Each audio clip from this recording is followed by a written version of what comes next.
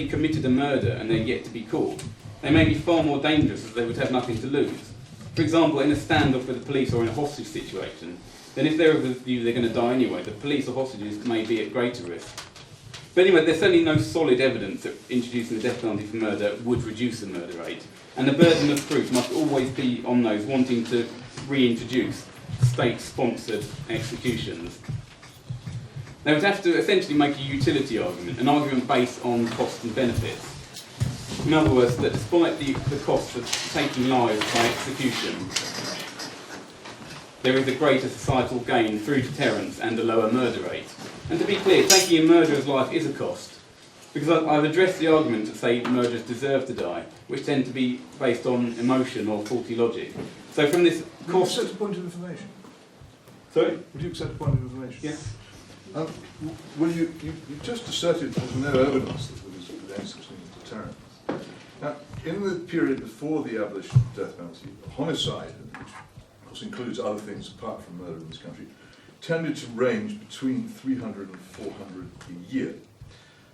It's now closer to 900 a year. That's since the beginning of this century. Attempted murders tended to run below 200 before 1964.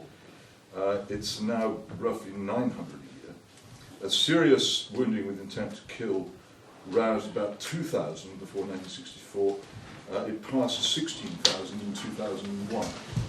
These seem to me to be significantly different figures, and if one is maintaining that the death penalty deters certain kinds of behaviour, these are the kinds of behaviour which one would maintain it deterred.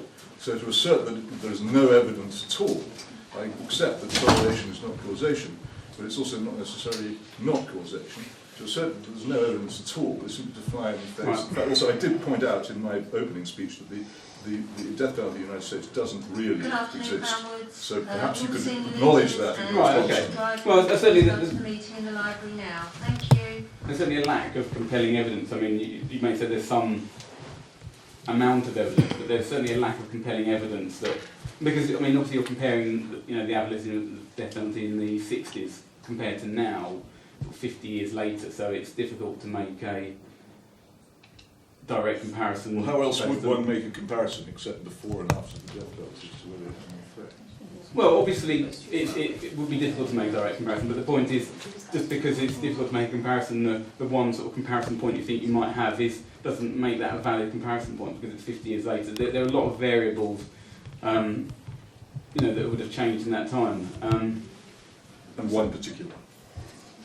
And many other social factors, greater inequality, that sort of thing. So anyway, right. So if I get back to the speech, so as I was saying, now from the cost-benefit standpoint, a life is a life, whether we're talking about murder or anyone else. So I'm going to look at some of the other costs. One of the most common arguments used against the reinstatement of the death penalty is the possibility of mistakes. Obviously Peter has addressed this to some extent, but there'll always be the risk that you will execute execute someone who subsequently turns out to be innocent. So even if you think this doesn't alone disqualify the death penalty, the possibility of killing an innocent person is still a cost that has to be factored in, and it provides a shift in the balance of the argument, regardless of whether you think it changes your overall stance. And in terms of suffering, executing someone is arguably not just as bad as the initial murder, but in many cases worse. As I said earlier, the years of torment on death row before the execution finally takes place would be far worse than most murder victims would have to suffer. So this is another cost. And each execution also creates... Point of information? Yeah. The general time between sentence and execution in Britain before 1957 was 3 weeks. Okay, but I don't think that would happen. If you reinstate the death penalty, I think the law, there are more checks and balances now than there would have been then. I mean, it's unrealistic enough that we're going to have... Well, if they were, they'd be caused by your side, not by mine. Well, as I say, if we do have the reinstatement of the death penalty, it's not going to be 3 weeks between the murder taking place and execution. It's unfeasible. Because you have to have all the checks and balances, you have to go through all the evidence. You'd have far more errors being made if you executed someone within 3 weeks. 3 weeks is unrealistic. So each execution also creates more victims, these include the family and friends of the executed person, and as well as, in many cases, the family and friends of the murdered person who may be against the death penalty, and will see this as just another needless and avoidable death. And then there would also be all those who take personally the fact that their government will kill another fellow human being in cold blood. These are all costs. You also have to consider the wider effects that there might be. By using the death penalty, not because people deserve it, but as a deterrent for other people, it means you're using someone's life purely as a pawn in a larger game, which could be seen to devalue human life somewhat. And if you're going to make a utilitarian argument for the death penalty, I do think there is also utility in compassion. Criminals are still human beings, and I do think we lose something in society by simply treating their lives as a tool to prevent future crimes. And this is likely to have an effect on people's general outlook when it comes to other human beings and the value placed on life. The cost of executing someone is very much more than just one person's life.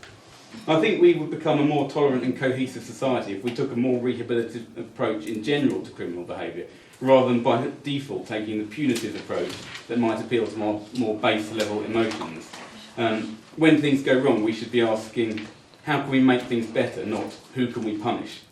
We want people to obey laws because it's the right thing to do, not because of the threat of severe punishment or even death. Obviously, you can't eliminate the need for the threat of punishment altogether, but I think we can shift the overall balance. To do so would be a benefit to society. Reintroducing the death penalty would be a shift in the opposite direction, and therefore a cost. So it's not something I think a compassionate and civilised society should consider. So for these reasons, I think that reinstating the death penalty would overall be a big cost to society, and not something we should do in this country. Okay, thank you.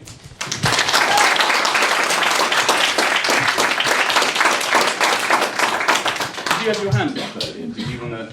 Just on, it's all very well quoting the raw data about the murder rate prior to the abolition. You have to take into account the increase in population, at least 25% increase in population in that period of time. So those raw numbers don't really reflect a rate per thousand.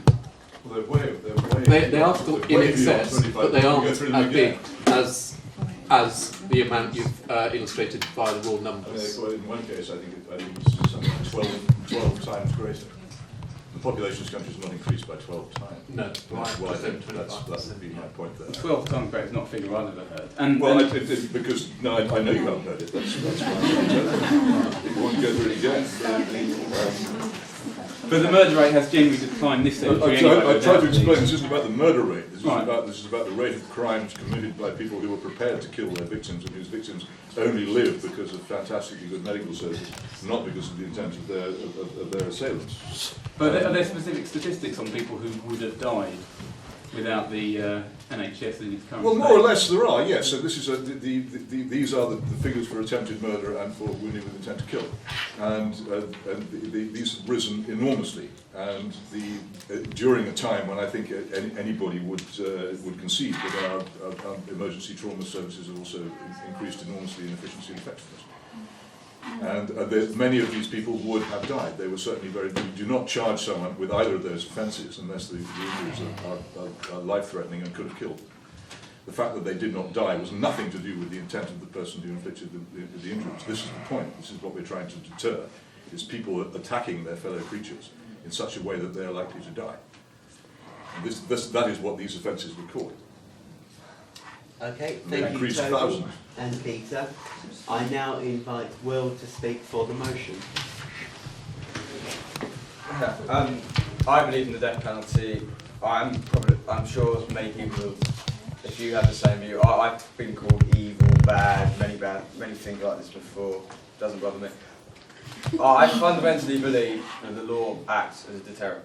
We want to have a law which stops violent crime in our society, and as a result reduces the number of people who are unlawfully killed because of this. According to the Ministry of Justice, in 2011, of the 160 murderers who were released, 26 of them spent less than 10 years in jail. If you now compare this to, say, 60 years ago, where pretty much all of them would have received the death penalty, there's a massive difference. The UK murder rate between 1965, the year of abolition, compared to 2002, there was a tripling in the UK murder rate. This is at the same time with improving medical services. So, in real terms, the amount of violence capable is astonishing. I find that astonishing.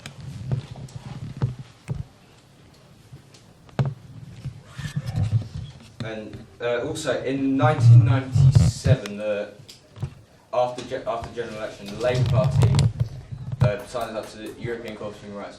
That meant the permanent abolition of the death penalty. So even if Parliament wanted to reinstate it, they don't have the right to do so. Between 1997 and 2002, there was a 50% increase in murders. At the same, still with improved medical services. I think this is. I don't think these two factors are coincidental at all. A permanent abolition of the death penalty and an increase in crime, I don't think are coincidental. You may think otherwise. The issue of the death penalty has never been put to the public. It was introduced. It was abolished in 1965 for a private member's bill. No political party has ever suggested this as a policy to remove the death penalty at the election, and ever since that was abolished in 1965, neither the Labour Party or the Conservative Party since has ever suggested reintroducing it. The public have never had the chance to vote on the matter. Generally, the view is that politicians are quite out of touch with the public on this issue. So, for instance, in the 2014 poll made by Comrades, 58% of 18 to 30-year-olds supported the reintroduction of the death penalty, and 59% of 31 and overs. This is completely contrary to, for example, in 1994, politicians voted 403 in favour of abolition compared to 159 against. For the death penalty of a police officer, this was 383 compared to 186. There's a complete mismatch between the views of politicians on the subject and the general public. Politicians generally advance this argument because they don't want to have the responsibility of this.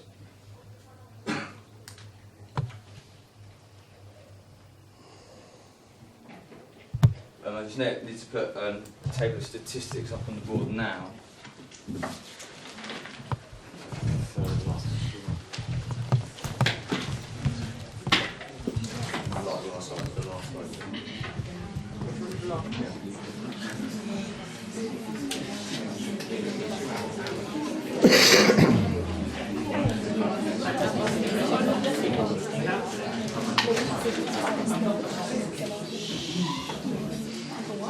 So, as we see here, in 1964, the year before the abolition of the death penalty, there were 170 homicides. In 1996, the year after, there were 254. That's an approximation of a 50% increase within the space of 2 years. Again, a reduction in punishments, an increase in crime.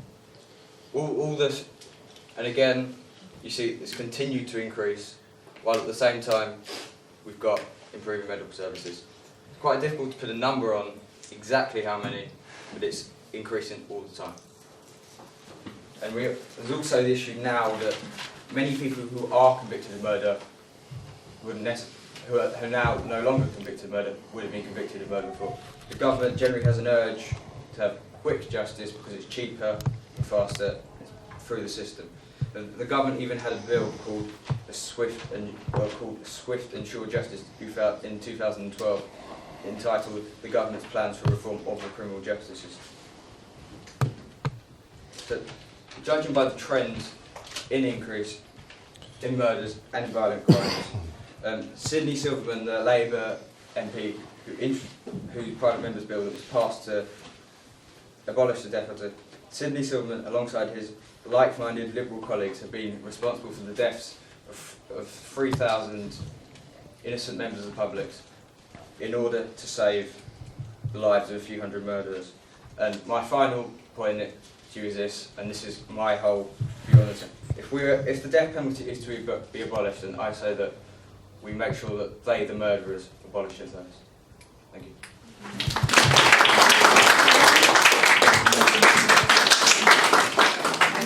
Okay, thank you, Will. I now invite our final speaker, Miss Anderson, to speak against the motion. Thank you. I'm here to speak against the reinstatement of the death penalty. And my learned colleagues and our guests and Will have presented really strong and powerful arguments, either for the death penalty or not. I'm here to speak very, very simply to you why I believe the death penalty should be reinstated. I'm not really that interested too toughly talking about statistics or talking about a psychological, a philosophical perspective as to why we should either have the death penalty or not. I'm not really interested in this moment about restorative justice or about human rights or the right to live, because I say two things first of all. One, I categorically think it's wrong, morally, legally and ethically, that anyone or any people can take someone else's life. Secondly, I have to say that I am against the death penalty. My argument is based on a plurality of reasons, which I'll explain as we go along. But to begin, I would like you to think and consider, especially you young, our stationers, Sitwa students, what constitutes murder? What is murder? What constitutes murder? And I think that Peter did come up with some really good definitions, because there are many, that's an umbrella term, but I'm using the word murder. What constitutes a murder? Because I think we need to be really, really very clear. And my simplistic argument here today is really based on a political one, and the dishonest practices of governments, its politicians and the judiciary. Does a person need to consciously make a decision whilst sound of mind, compos mentis, or premeditated in the taking of another person's life? Should the death penalty be reinstated in the UK, who will be given the God-given and divine right to condemn someone to death? By whose law? Because mankind's law has been proven to be flawed throughout centuries. Surely not just based on the fact that a murder has taken place. How did that murder occur? And I know that due processes of law do investigate that. Is it because someone tried to attack me and I murdered them? Could I be walking along and all of a sudden I trip up and I push someone down the stairs? How many times have you read in newspapers about grandparents, or someone that's accidentally run over their own grandchildren? Does it not all constitute murder? Or is it about willful? Yes, for sure. In law it doesn't. That's the whole difference between murder and manslaughter, is intent. And the mens rea, the intent to take an innocent life, which means that is not murder, and which also means that self-defence is not murder. Okay, point taken, and I will come back to argue that point in just a sec. Some of the reasons that I believe that there shouldn't be the death penalty are because it doesn't bring the innocent person back. We still have to think about the perpetrator's family. And how would we kill people? How would we murder people? Would it be by a lethal injection, euthanised or medicalised? Would it be by hanging? Would it be by an electric chair? My point is, even though I'm against the death penalty, I do believe that if someone takes someone else's life, that they actually should suffer, or they should pay some price for that. There's little proof that death penalty has ever been a deterrent to murder, and even though Peter has spoken about 1957, I have to believe and concur with Toby and the point that Julian brought up, but it was a very different place then. There was the population was different, the population makeup was different, there weren't as many guns, or maybe things were very, very different back then. Researching for this today, I went online and I saw some information about the death penalty rates in America, and it actually did state, and again this is a statistic so you can take it or you can leave it, that in those southern states where the death penalty is more prevalent, that actually all forms of murder or homicidal crimes are higher than in the northern counterparts where there is no death penalty. And yes, a white man may have been killed, by the death penalty in Louisiana, but historically it has always been working class, more working class, disenfranchised, marginalised peoples, be they Chicanos, Latinos, black, white or whoever. So there is also a case for that. How many of you young people sitting there today, just like thousands of us law-abiding citizens, would have faith in such a system headed by those who have told us willful lies and have been deceitful in their misuse of power? Because this is my problem. It's not about the death penalty or not, it's who's got the God-given right to set the scene and to say who's going to live and who's going to die. Golden handshake here. Don't worry about you. You've taken all the taxes, but we'll let you go.